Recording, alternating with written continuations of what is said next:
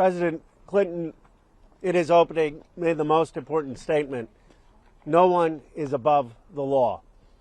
And he made it clear that it was perfectly appropriate for the committee to call him and ask him tough questions about what happened. He also made it clear that it was totally inappropriate for this committee to call Secretary Clinton. That's why personally I didn't even show up yesterday. I thought it was outrageous the way they treated Secretary Clinton. She has nothing to do with this. But President Clinton answered the questions. I think you'll see when we have the deposition that our side put the survivors first. We had our members, our lawyers ask questions to get the basic facts and asked difficult questions, and the president answered. And it was civil, and he set the tone, in my view, for the precedent that President Trump needs to now come and answer these questions, that Howard Lutnick needs to answer these questions, that other people part of the Epstein class who've been in these files need to come before this committee and ask these questions. And then that's the only way we're going to have accountability and healing. Now I'll turn it over to our ranking member Garcia. I'm just going to introduce folks. I'll make some comments at the end. I'm going to introduce other members. First we have is Congresswoman Emily Randall. Thank you. As you heard, President Clinton in his opening statement said that America was built on the idea that no person is above the law, even presidents, especially presidents. And the Democratic members of the Oversight Committee feel the same. No one is above the law, and anyone with knowledge of Jeffrey Epstein's crimes should absolutely come before the committee to give testimony about what they saw or did, who was there, who was involved. Survivors like Charlene Richard, who is my State of the Union guest, deserve the accountability and the truth. The American people deserve accountability and truth. That means a complete release of the files and cooperation, not obstruction, from Pam Bondi. And it means testimony on the record from anyone with information, whether that's Howard Lutnick, Bill Gates, Larry Summers, and yes, even and especially Donald Trump. Congressman Stansbury. All right. Well, good afternoon, everyone. I am Congresswoman Melanie Stansbury, and I am deeply proud to represent New Mexico's 1st Congressional District, where our state has taken action where the federal government has failed. We have reopened an investigation through our state attorney general into the crimes committed by Jeffrey Epstein and his associates in New Mexico, as well as passed the first state-level truth commission in this case ever passed in the history of the United States. We will be working very closely to make sure that the state is able to make a full accounting of the crimes in New Mexico. With regards to today's deposition, I want to be clear at the outset that President Clinton, as of today, has not been accused of a crime. There are not public files available that accuse him of a crime, whereas there are publicly available documents that do allege a crime of President Trump. But it is very well established that President Clinton had a relationship with Jeffrey Epstein and Ghislaine Maxwell, and we are treating this investigation extraordinarily seriously. And when you see the recorded deposition, you will see that we asked all of the hard questions centering the survivors, making sure that we get to the bottom of where there are discrepancies in the record, and understanding how not only the crimes that Jeffrey Epstein committed could go on, but why there was a culture that surrounded him wherein the rich and powerful turned a blind eye. And with that, I turn it back to our ranking member. Hello, everybody. Congressman Maxwell Frost. First off, I just thank you to President Clinton for coming here today to speak with us. Answering these questions has been helpful for us as we will continue this investigation. Donald Trump, as we know, needs to come before this committee. He's been caught in multiple lies as it relates to his relationship with Jeffrey Epstein. I can tell you I've seen unredacted files myself that directly refute his assertion that he kicked out Jeffrey Epstein out of Mar-a-Lago and the reasoning why he did that. Also, walking out of this, I can tell you we all now have a lot of new questions that we have to raise as it relates to the reasoning on why Donald Trump had a falling out with Jeffrey Epstein in the first place. Another thing is that I saw about an hour ago Donald Trump in a press conference said that Howard Lutnick is, quote, a very innocent guy. Donald Trump has asserted many times that he knew nothing of Epstein's crimes. If he doesn't know anything about Epstein's crimes, how can he know for sure that Howard Lutnick is, quote, a very innocent guy? We have questions for him. And I think what today is showing and what yesterday is showing is, of course, no one's above the law. That includes the President of the United States. And my hope is that our Republican colleagues, as we walk out of here today and go back to D.C., will join us in making sure that we can hear from Howard Lutnick, from Pam Bondi, and from President Trump. Good afternoon, Congresswoman Yasamin Ansari, representing Arizona's 3rd District.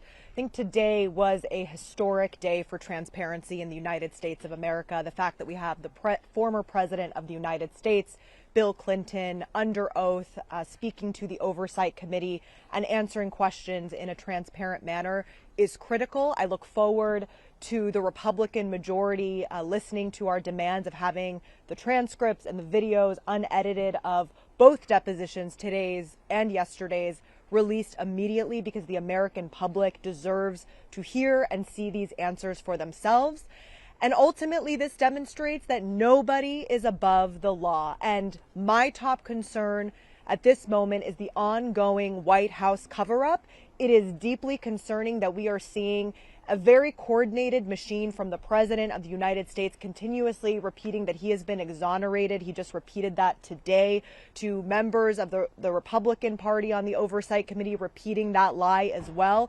There are very credible allegations that have been looked into and investigated by the FBI that the Department of Justice is illegally withholding. Please do not stop asking about this. Why is the DOJ continuing to defy the Epstein Files Transparency Act by refusing to release the full Epstein files, by illegally withholding information, by deleting photos and videos of people like Howard Lutnick?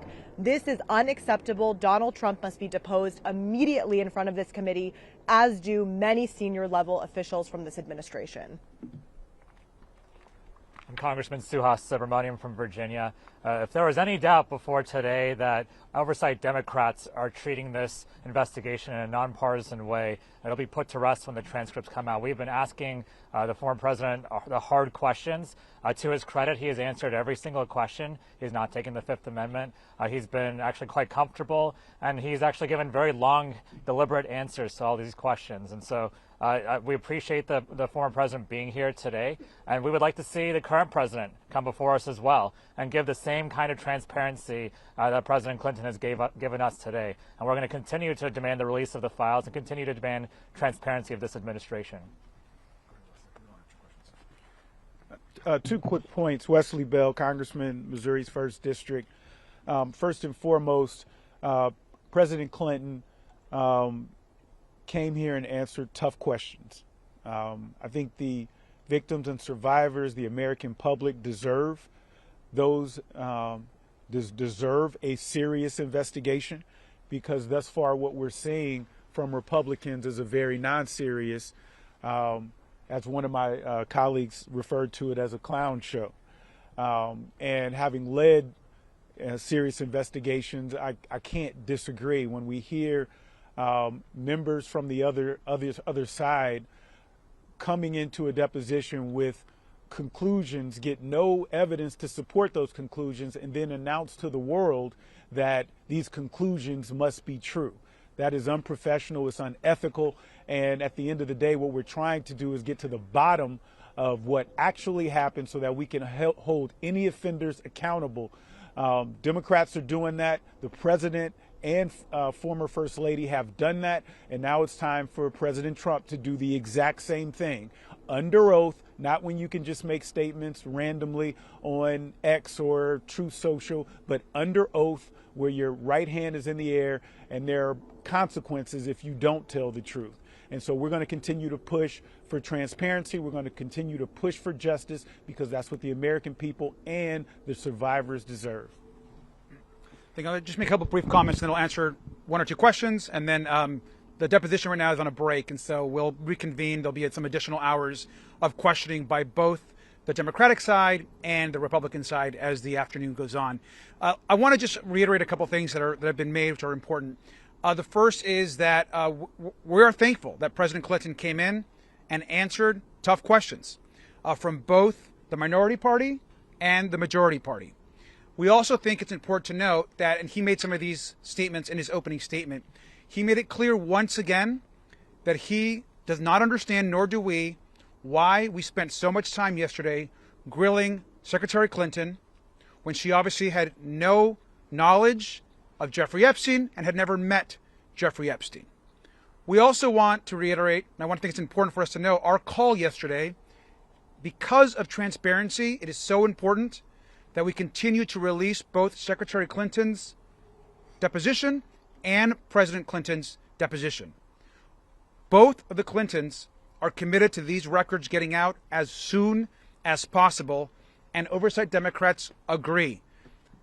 The best way of going forward is for there to be transparency and a full public record, and we're demanding that that record not be edited, but just a full recording of what transpired yesterday and what will continue to transpire today through the course of the day. And finally, let me just also say once again that we have a new precedent in this country where we can now demand president and former presidents to testify in front of the Oversight Committee. So we are once again demanding that now President Trump, who was in the Epstein files almost more than anyone else besides Ghislaine Maxwell, answer our questions. This is not a hoax. He has not been exonerated, and we have serious questions for President Trump. And with that, we'll answer a couple questions.